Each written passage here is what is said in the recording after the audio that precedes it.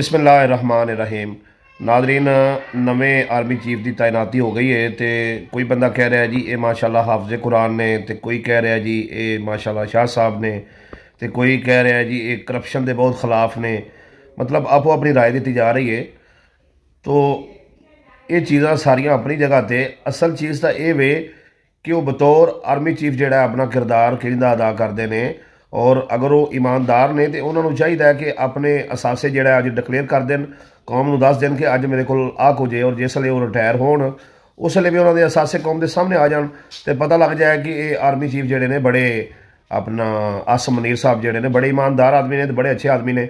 तो लिहाजा किसी की जात पात रंग नस्ल से तवज्जो देने की बजाय वो कम से तवज्जो दो। अगर वो कम अच्छा करेंगे तो उन्होंने तारीफ करांगे, और अगर वो अच्छा नहीं करेंगे तो उन्होंने तनकीद करनी चाहिए है। यही एक जमहूरीत का हुसन है।